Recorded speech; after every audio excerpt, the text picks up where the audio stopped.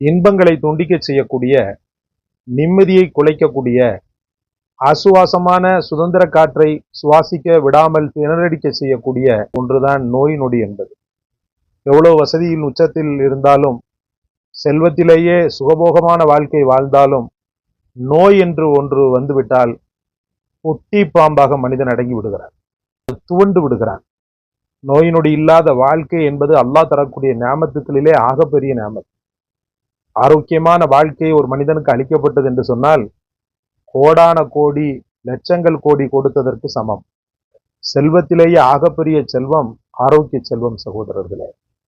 அந்த ஆரோக்கியம் கெட்டுப்போய் கிடக்கக்கூடிய சூழ்நிலையில் எத்தனையோ நோயாளிகள் வாழ்க்கை முழுக்க வருத்தத்தை சுமந்து கொண்டிருக்கக்கூடிய, வேதனையை சுமந்து கொண்டிருக்கக்கூடிய ஒரு பரிதாபத்தை நாம் பார்க்கிறோம். அப்படியே கொஞ்சம் காத்தார ஜிஹெச், அரசு மருத்துவமனைகள் அல்லது வேறு வகையான மருத்துவமனைகள் நீங்க போய் பார்த்தீங்கன்னு சொன்னா பலதரப்பட்ட வியாதிகள், கல்லீரல் பாதிக்கப்பட்டவர்கள், மண்ணீரல் பாதிக்கப்பட்டவர்கள், இதயம் பாதிக்கப்பட்ட நோயாளிகள், கிட்னி பாதிக்கப்பட்ட நோயாளிகள், உடல் உறுப்புகள் அங்கஹீனமான நோயாளிகள், இப்படி பலதரப்பட்ட நோயாளிகளை உங்களால் பார்க்க முடியும். அதைவிட கொடுமை விபத்துக்களிலே ஏற்பட்ட காயங்கள், விபத்துக்களிலேயே கொடூர காயத்தோடு வாழக்கூடிய நோயாளிகள். இந்த நோய் நொடி இல்லாமல் ஒரு மனிதன் வாழ்வதுதான் அல்லாஹ் தரக்கூடிய நியாமத் என்று நான் சொல்வேன். அல்லாஹ்வின் நல்லடியார்களே, ஒரு மனிதனை உழுக்கக்கூடிய நோய்களில் உடல் நோய்கள் முக்கிய பங்கு வகிக்கின்றன.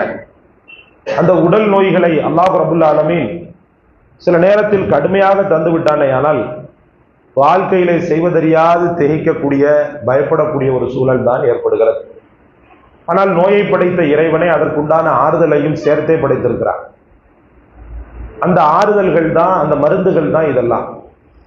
ஒரு வகையில மாத்திரை மருந்து சாப்பிட்ற மாதிரி இதையும் ஒரு வாழ்க்கையில ரொட்டீனா செய்து வந்தோம்னு சொன்னா நம்மளை பெரிய அளவுக்கு நோய்கள் அட்டாக் பண்ணாது.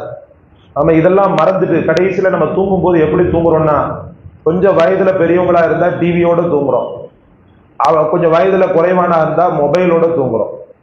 இதெல்லாம் ஓதுறதுக்கு உண்டான ஞாபகமும் வர்றதில்லை, இதை ஓதுறதுக்கு உண்டான நினைப்பும் வர்றதில்லை, இதற்குண்டான ஒரு நேரமும் கிடைக்கிறது இல்லை சகோதரர்களே.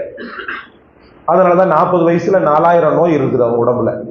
ஒரு காலகட்டத்திலாம் முன்னாடிலாம் பார்த்தீங்கன்னு சொன்னா இதெல்லாம் ஒரு ப்ரொசீஜரா செய்து வருவாங்க. ஓதாம படுக்கவே மாட்டாங்க, ஓதாம தூங்கவே மாட்டாங்க. ஆனா இன்னைக்கு நவீன கண்டுபிடிப்புகளுடைய பாதிப்பு, டிவியோட தூங்குறவங்க பெண்கள், வயது முதிர்ந்த பெண்களாக ஆகிவிட்டாங்க. எல்லாரும் சொல்ல வரல, ஒரு சில பேர் பார்த்தீங்கன்னு சொன்னா மொபைலோட தூங்க ஆரம்பிச்சுட்டாங்க. கடைசியில அவனுடைய எண்ணங்கள், அவனுடைய செயல்கள் அனைத்துமே இந்த மொபைலோட முடிஞ்சிருக்கும். இப்போ எங்க நோய் போகும்? ரசூல் ஸல்லல்லாஹு அலைஹி வஸல்லம் இதுக்குன்னு மெனக்கெட்டு உட்கார்ந்து சூரா ஃபலக்கு, சூரா அஹது, சூரா நாச ஓதி, உள்ளங்கையில ஊதி, தலையில இருந்து, உடம்பு முன்பகுதியில இருந்து பின்பகுதி எல்லா இடமும், கைகள் எங்கெல்லாம் போகுதோ அங்கெல்லாம் தடவுவாங்க. அப்ப எப்படி நோய் இருக்கும்? ரசூலுல்லாஹ் இது பாதிச்சுதா, வாதம் பாதிச்சுதா? ரசூலுல்லாஹ் மனிதர் தானே, அவங்கள பத்த எந்த நோயாவது பாதிச்சிருக்கிறா? மரணத்தை தவிர ரசூலுல்லாஹ் பெரிய அளவுக்கு எந்த நோயும் பாதிக்கல. மரணம் மட்டும்தான் ரசூலுல்லாஹி ஸல்லல்லாஹு அலைஹி வஸல்லம் அவர்களுக்கு ஒரு 2-3 நாள் சங்கடத்தை கொடுத்துச்சு. இதுல விஷம் உள்ள போயிருக்கு ரசூலுல்லாஹ்வுக்கு, சும்மா இல்ல. பெருமானார் ஸல்லல்லாஹு அலைஹி வஸல்லம் அவர்கள் அந்திம காலத்துல, ஆரம்ப காலகட்டத்துல பாத்தீங்கன்னு சொன்னா விஷம் கொடுக்கப்பட்டது, ரசூலுல்லாஹ் அதை உட்கொண்டு இருக்காங்க. அப்படி இருந்து தாக்கத்தை அல்லாஹ் கொடுத்து வாழ வச்சான்னு சொன்னா காரணம் இது போன்ற சூறாக்கள் தான்.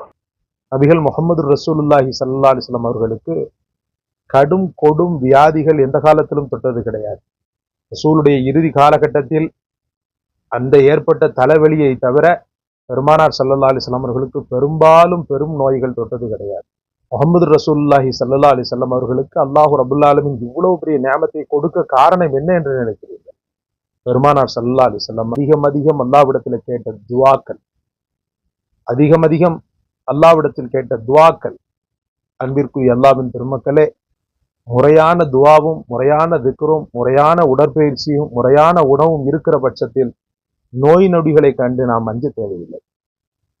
அப்படி நம்மை நோய் நொடிகள் தொடாத வண்ணம் அல்லாஹ் பாதுகாக்க வேண்டும் என்றால் நாம் கையில் எடுக்க வேண்டிய அற்புதமான துவா, நோய் நொடிகள் என்னை தொடாமல் இருக்கவும், அந்த நோய் நொடிகளால் பெரிய அளவுக்கு பாதிப்பு ஏற்படாமல் இருக்கவும் நபிகள் நாயகம் ஸல்லல்லாஹு அலைஹி வஸல்லம் அவர்கள் கற்றுத்தந்த ஒரு அற்புதமான துவா.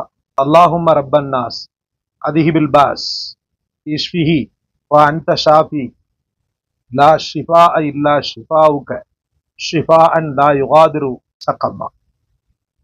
அல்லாஹும்ம ரப்பன் நாஸ், மனிதர்களின் இறைவனே யா அல்லாஹ், அதிஹிபில் பாஸ், கவலையையும் கஷ்டத்தையும் எண்ணத்திலிருந்து நீக்கிவிடு.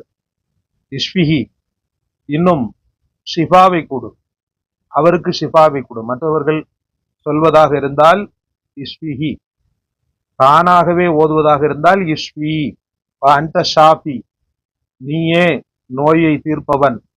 லா ஷிஃபா உன் இல்லா ஷிஃபாவுக, நிவாரணம் என்பது உன்னை தவிர யாராலும் கொடுக்கப்பட முடியாதது. ஷிஃபா அன் லா யுகாதிரு சகமா, எப்படிப்பட்ட ஷிஃபாவை நீ கொடுக்க வேண்டும்? திரும்பவும் நோய்கள் வராத, திரும்பவும் நோய்களால் பாதிக்கப்படாத ஒரு அற்புதமான ஷிஃபாவை உன்னை தவிர வேறு யாராலும் கொடுக்க முடியாது என்ற இந்த நோய் நொடிகள் நீங்கி நமக்கு அல்லாஹ் ரப்புல் ஆலமீன் மிகப்பெரும் மகிழ்ச்சியை ஏற்படுத்துகிறார். மருத்துவமனை கஷ்டங்கள், மருந்தே வாழ்வாக்கக்கூடிய நோய்களிலிருந்து அல்லாஹ் ரப்புல் ஆலமீன் பெரிய அளவுக்கு நம்மை பாதுகாக்கிறார். அல்லாஹ்விடத்தில் கோடியை தா, பணத்தை தா, வீட்டை தா, வாசலை தா என்று நீங்கள் கேட்பதற்கு முன்பு இறைவனே, எல்லா நியாமத்துக்களையும் உன்னுடைய பாக்கியங்களையும் நான் அனுபவிப்பதற்கு எனக்கு நல்ல ஆரோக்கியமான உடலைத்தா என்று கேளுங்கள்.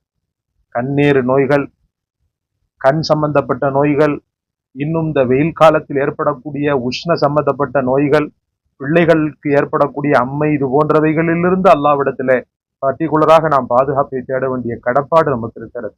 அதற்கடுத்து நான் ஏற்கனவே உங்களுக்கு சொன்னது போல அதிகம் அதிகம் செய்யக்கூடிய யா ஷாஃபி யா அல்லாஹ், யா ஷாஃபி யா அல்லாஹ் என்ற இந்த திக்ரும் மிகச்சிறந்த அளவுக்கு நமக்கு நோய் நொடிகளிலிருந்து பாதுகாப்பை பெற்று தருகிறது.